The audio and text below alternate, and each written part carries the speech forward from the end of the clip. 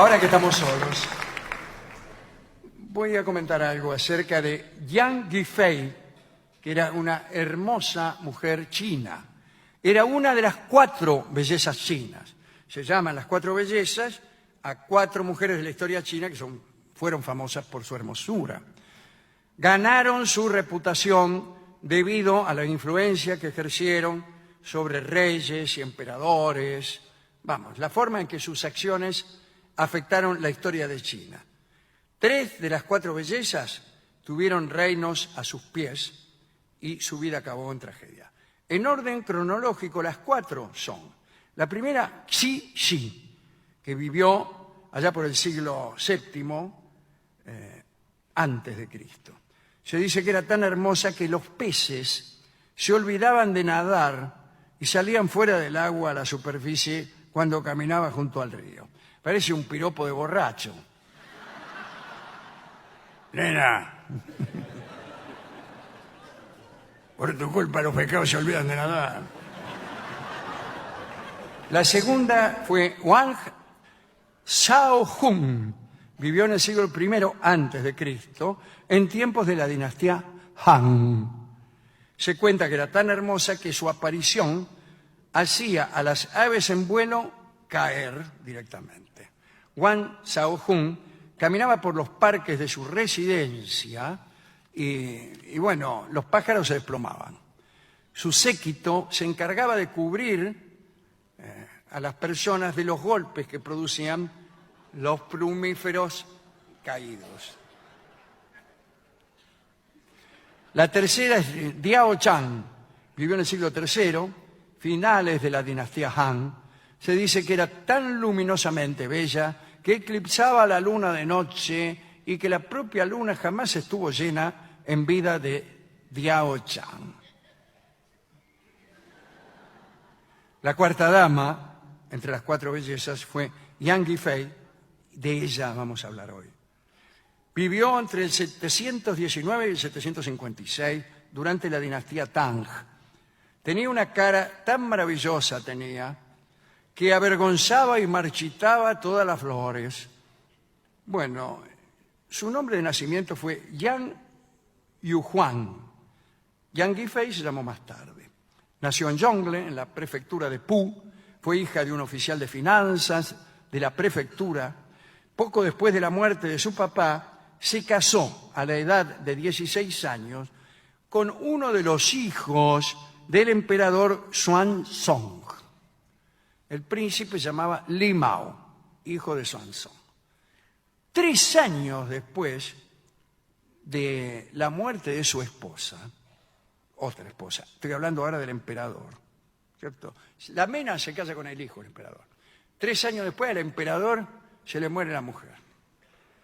Y el consejero eunuco del emperador, llamado Gao Lishi, notó la belleza de la princesa Yan Yuhan, que estaba casada con el hijo del emperador, con Li Mao.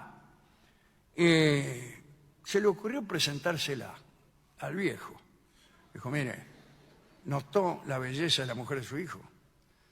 El emperador quedó cautivado de manera inmediata por ella y quiso hacerla su concubina, pero debió hacerlo de manera discreta. Hay que decir que el emperador perdió toda discreción rápidamente y obligó a la princesa a divorciarse de su esposo, el sorprendido príncipe Li Mao. Imagínense, viene un tipo y dice, mira, me manda tu papá, te queremos decir algo, que no sé cómo lo vas a tomar. Bueno, se casó nomás y acá en la historia no hablan más del príncipe Li Mao. No sabemos nada. El caso es que se casó el emperador Xuanzong con esta chica, que a partir de aquel momento asumió el título de Guifei, que es consorte imperial en primer grado, diferenciándose del resto del harén imperial. O sea, se empezó a llamar Yang Guifei. Dicen que el emperador perdió el juicio por ella y que lo único que pensaba era en su querida. Muchos de los parientes de Yang Guifei, de la mina, recibieron títulos importantes en la corte imperial. Su hermana mayor se convirtió en la dama de Han. Su tercera hermana se convirtió en la dama de Guo. La octava hermana en la dama de Qin. Su primo en oficial de alto rango y ministro del imperio. Otros miembros de la familia se casaron con 2 princesas y 2 prefectos. Bueno, vamos. También recomendó a un cortesano, a su cortesano predilecto, An Lushan, de origen turco, como comandante militar. Bueno, esto trajo consecuencias desastrosas, ¿no? Pero bueno, 5 años vivió el emperador Xuanzong al lado de Yang Guifei, que parece que era una muchacha muy ambiciosa. Bueno, acá es lo que pensamos todos. Cuando a la hermana la nombraron no sé qué, a la otra hermana no sé cuánto, y al primo ministro, y al otro vigilante o comisario, bueno, ya dijimos, era muy ambiciosa, ¿no es cierto? Pero adorada por su esposo, este tiene nombre, solía hacer todo lo que ella pedía. Había una fruta que la princesa prefería entre todas, el lichi, una fruta que crecía solamente en el sur de la China. Así que cuando a ella se le antojaba consumir esta fruta, el emperador desarrollaba un servicio velocísimo compuesto de relevos de jinetes que cabalgaban desde la capital, que era Chang'an en aquel momento, hasta el sur del país, y de vuelta con el fin de acercar el lichi a su amor. A veces llegaban podrida la fruta, discúlpeme, y los jinetes que hacían, volvían a hacer el camino. También la princesa fue conocida por sus dotes artísticas, sobre todo en la danza y el canto, actividades preferidas del emperador. Ahora bien, la influencia de Yang Guifei era producto no solo de su hermosura, sino de una clase de té que ella había inventado para que lo bebiera el emperador. Al beber aquel té,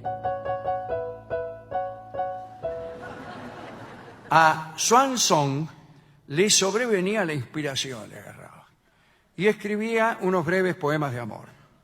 Junto a ella, el emperador se hizo poeta y compuso los mejores versos de su tiempo. Ella le suministraba el tecito todos los días, sin excepción. Además de sus poderes para la creación, parece que aquel brebaje era un potente filtro que mantenía al emperador enamoradísimo a toda hora.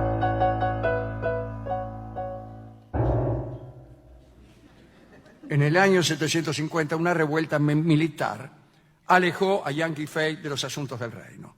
En realidad, se la acusó de conspirar contra el emperador. Pasó que aquel An Lushan, el comandante de origen turco que había sido llevado a la corte por Yang Guifei, le disputó el poder al emperador. An Lushan se erigió como rival del emperador y la capital del imperio fue tomada, Chang'an. Tanto el emperador como la corte tuvieron que escapar a Sichuan. Durante el raje, en la localidad de Mawei, los soldados que acompañaban al destacamento imperial de golpe se negaron a continuar como un camello, ¿no? Y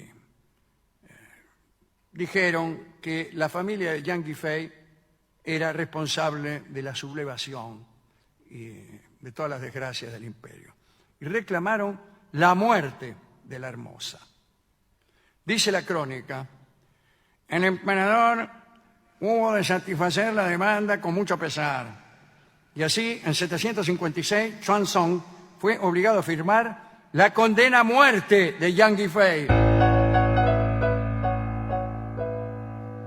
Un monje fue el encargado de estrangularla con un fino cordón tejido de oro después de haberla dormido con opio.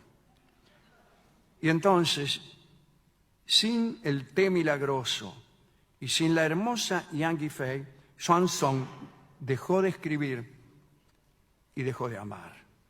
Al año siguiente, el deprimido emperador intentó rescatar el cuerpo de Yang Guifei del lugar donde había sido ejecutada, pero no lo encontró. Así que erigió una tumba memorial en Xi'an. Tanta era la desdicha del emperador que cuando llegó a Sichuan decidió renunciar al trono a favor de uno de sus hijos, que no creo que haya sido Limao. Al poco tiempo, Xuanzong murió. Otro poeta chino, Li Po, amigo de este programa, dijo que eso sucedió porque su bella inspiración y paraíso lo había abandonado. Póstumamente, un poema extenso llamado Shang En Ge, Canción del Sufrimiento Perpetuo, escrito por Bai Qiuxi, describe el amor del emperador hacia la princesa y su pena eterna por su pérdida. Esta es considerada una de las grandes obras clásicas de las letras chinas. Un último detalle. La conocida rebelión An Lushan marcó el inicio de la desintegración de la dinastía Tang. An Lushan se autoproclamó emperador de la dinastía Yang en el 756, conquistó la capital de Chang'an, pero en la cima de su poder An Lushan fue asesinado, pero esta es otra historia. Para terminar, dos breves poemas de la dinastía Tang. Primer poema de Quan Xiu, dice: todo se ve plateado y sin polvo, el dorado crisantemo está flotando, peras y dátiles caen sobre el musgo del lichí, ya cayó el chubasco de otoño, la luna está grande. En una noche así, amiga, ¿no vendrás a verme? El segundo poema es de Li Qianjing. Dice: el rocío hermosea el amanecer. Hay canarios que cantan y flores sonrientes. Me despierto temprano pero solitario. ¿De qué me sirve entonces la primavera?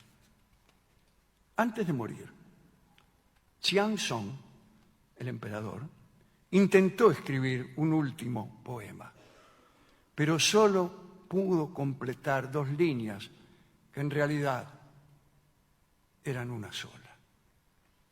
Dice el poema: ella dijo,